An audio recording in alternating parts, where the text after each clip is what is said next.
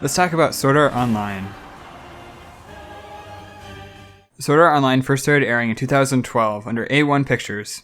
Season 2 was released in 2014, and a movie that deserves a video of its own in 2017. And in the last 2 years, a third season, or Alicization depending on what you'd like to call it, has started airing. Whether you love it or hate it, the series has been around for nearly 8 years at this point, and the chances of it sticking around are higher than that of Fortnite's. Today I'd like to take a look at the focus of the storyline and one of the reasons I personally believe so many people hate the Sword Art Online series. Most anime, especially the shonen genre, feature characters that progress their own power significantly over the course of the series.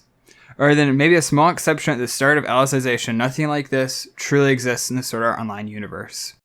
When talking to people about why Sword Art Online is such a bad show, most people point out Kirito's lack of growth as a character in either ethical, physical, or skill-based capacities. Any challenges thrown Kirito's way are easily beaten, and he hasn't had to make a choice between conflicting ideals anywhere in the series. He lacks much depth or history, and we don't get to see the way he views himself or others. Most people stop here just to say the series is terrible and poorly written. Not to disagree, but I try to be fairly positive and give people and companies the benefit of the doubt. This brings into question, what could the series be trying to focus on since it isn't clear enough to the general audience?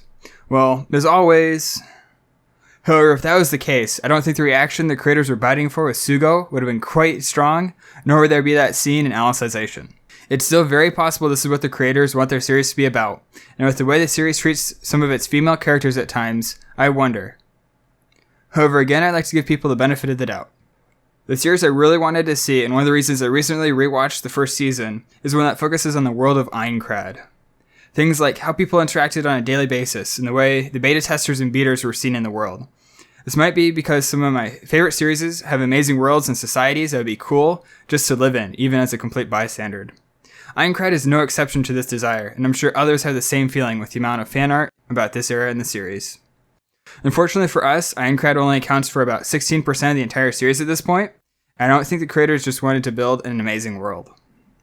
At this point, I thought I had hit a brick wall when it came to trying to figure out the theme of Sword Art Online, and the purpose behind Kawahara writing the series and A1 making an anime. It clearly wasn't to build an amazing world, or to tell the story of Kirito the Black Swordsman. Unfortunately, I don't think I can present convincing evidence of my personal theory on what the theme of Sword Art Online is without possibly spoiling a few things. I haven't watched any further than what has been released, or read any of the manga. I am, however, going to mention why Kirito has yellow eyes at particular points in the story, and why he was gaming Jesus when fighting Heathcliff.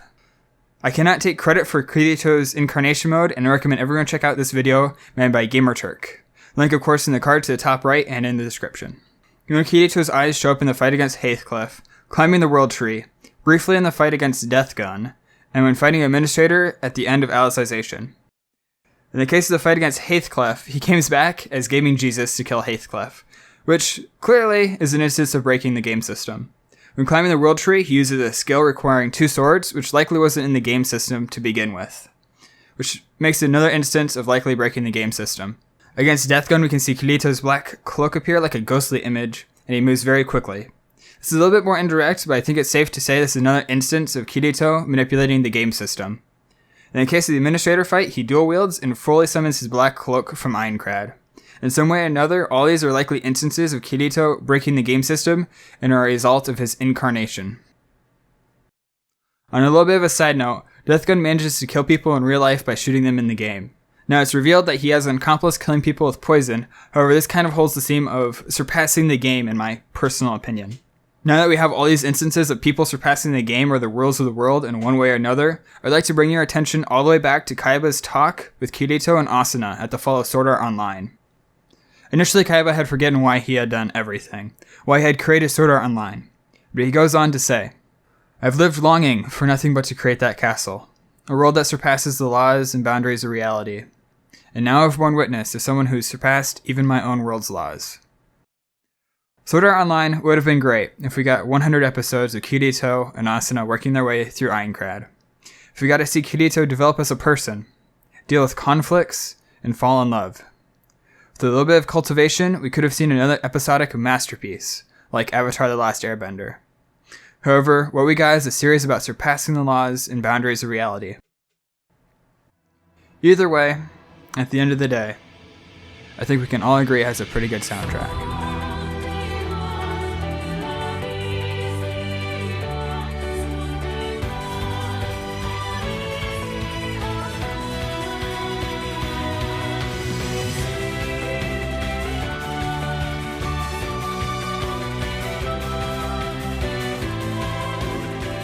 Thank you for watching. This was quite a bit different from my usual to say the least, but I definitely enjoyed making it for you guys. Any feedback is always appreciated. Make sure to have an amazing day. And I'll see you next time with whatever madness I come up with.